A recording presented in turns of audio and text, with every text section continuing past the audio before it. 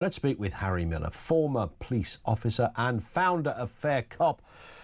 Here we are again, Harry. Good afternoon to you. Oh, it's a terrible afternoon, in all honesty. I cannot believe what's occurred yet again over this weekend. The police are simply refusing to learn. And let's not, there's all sorts of jokes that spring to my mind about, is it terrorise a granny day? But actually, none of this is funny. It's absolutely not funny. 100%. When that grandmother says that she was terrified and humiliated, I absolutely believe her. If you've been subject to one of these knocks on the door by the thought police, it is absolutely terrifying. Even if you're made of strong stuff like I am, if you're made of strong stuff like the Telegraph journalist Alison Pearson is, it still has a devastating effect on your mentality, on how you think, on your mood. And my worry is, and it's a genuine worry, that at some point this is going to end up with somebody committing suicide. Genuinely believe that. I came very close. Alison Pearson came, well, I don't think she came close to committing suicide, but I know for a fact that she had very many dark, dark days. And the police don't seem to give a monkeys about any of this. They just go in, knock on the door, they look at you and they say, no crime, no, but next time we call, if you continue doing what you're doing, we're not going to be so nice. And the effect of that is to cause you to absolutely panic and to shut your mouth and to close off saying what you were saying. That is the effect that they are looking for. This is political policing. This is the kind of behaviour that we expect from the Stasi. We do not expect it from a British police force in a so-called free country.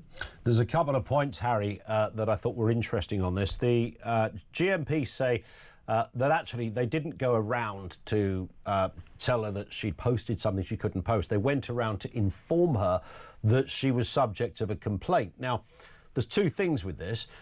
Number one, where'd you get two spare cops to do that, for goodness sake? I mean, so there's that point, which I think most people would reasonably say that's a good question. You know, where we can't get police out for a burglary, or certainly not for shoplifting, sometimes assault and quite violent.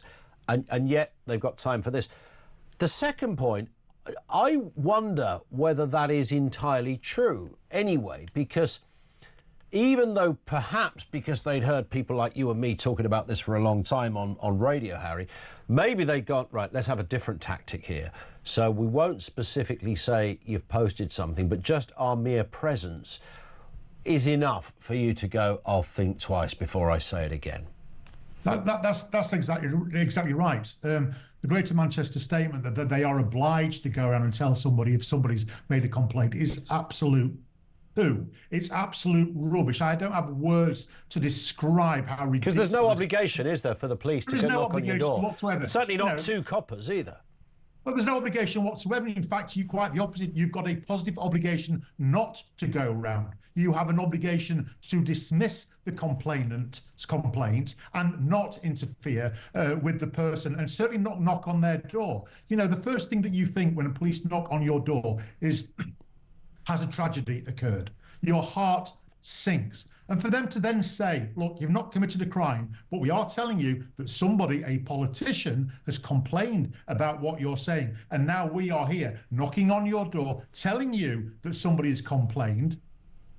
What do they expect the response to be? Yeah. The only rational response from a member of the public is to go, oh my goodness, I better shut up. And that's precisely what it is that they are looking to do. They are spreading a chilling effect, and they are doing it knowingly. They are doing it on purpose. And from my point of view, what they are doing, it's not a mistake.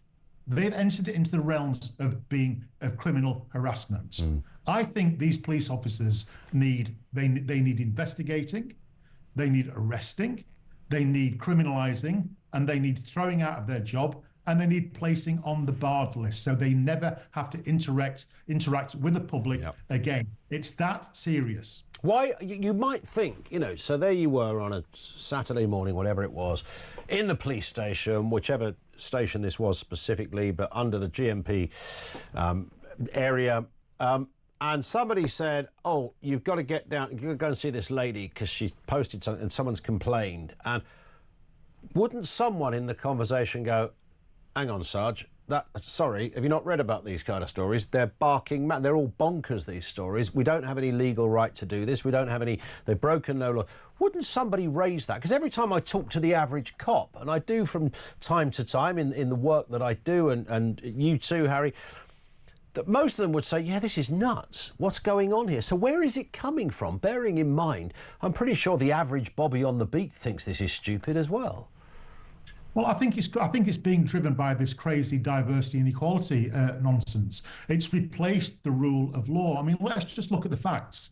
The police have continued to ignore the High Court ruling about my case that came out in 2019. They've ignored the Court of Appeal ruling in 2021. They've ignored the statutory guidance in 2022. They are a law unto themselves, and they are simply not applying the rule of law. They've chosen something else. They've chosen to police offence, and they've chosen to police on behalf of a political class that they approve of and against the public about whom they disapprove. It's as simple as that. It's criminal behaviour. It's not just wrong behaviour. If it was an isolated incident, we could pass it off, but it's not. It's happening again and again and again. It's built into the software of police officers these days. And that's why I'm increasingly sympathising with the view of Peter Hitchens, that our current police force is not fit for purpose. It needs abandoning, and we need to start afresh. I never thought I would say that, but I see no hope whatsoever. It needs radical, radical reform. Yeah, it certainly does. And again, you know, you scratch your head and think, where has this come from? If you speak to a politician, they tell you it's nuts. If you speak to, as I mentioned, the average Bobby on the beat, they will say it's nuts. If I speak to you, Harry, you'll say it's nuts. As well as the, you know, I mean, to say it's nuts sort of slightly underplays the seriousness of it, but you take my point. And yet here it is. Germany, apparently, I didn't realise this. I'm sure you're more on top of this one. Apparently, Germany, we look like a bad warm-up act to what's been happening in Germany. They've been doing this on a very regular basis, knocking on doors because of social media posts. Maybe that will change with the new government. So we're not entirely alone on this.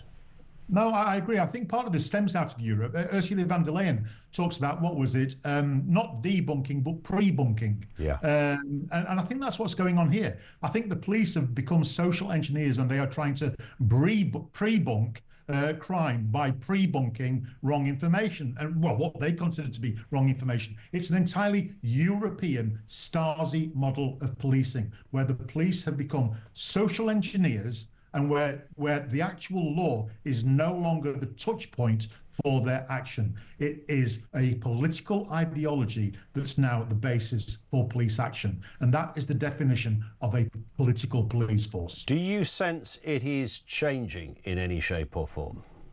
Yes, I do. And I think it's changing for the worst.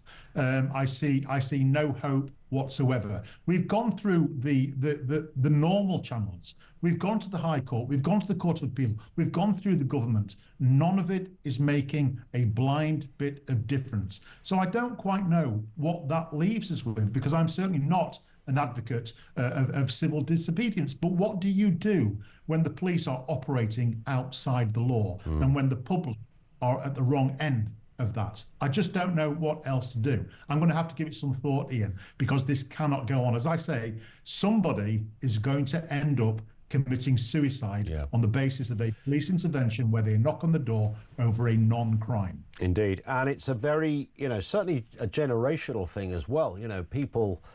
God, I can remember a copper turning up at my house when I was about 16 because he'd seen me do a moody manoeuvre on my moped and just happened to clock my number plate and came round to the house. This fellow was about 6'8" and just as wide. And to have that figure in your house is a very intimidating experience. And it was kind of meant to be. I mean, my dad was kind of like pro the copper at the time. He said to me, well, you should have been riding your bike properly, then you're half-wit. And that was fine. But the fact is, as you say, to some people, having the police turn up for something a little bit more intricate and detailed and bonkers in one respect, but sinister in another, to the wrong kind of person, because my mum thought at that point that I'd carried out, second-degree murder somewhere when this copper turned up, and there will be lots of people whose disposition is exactly that it terrifies them. Yeah, absolutely. And in that instance, there's a good reason for the police turning up. They're not criming you. They're just very concerned about your health and safety on two wheels. That's good policing. But turning up to somebody's house on the basis that you've criticised a politician is absolutely crazy. I mean, did anybody turn up at George Osborne's house when I think it was in 2017, 2018? He said that he wouldn't rest until he saw Theresa May chopped up in bits in his freezer. I don't think they did they? Yeah. They just let it go. But if a little old granny in a private Facebook group happens to criticise a Labour politician right now, then knock, knock, knock.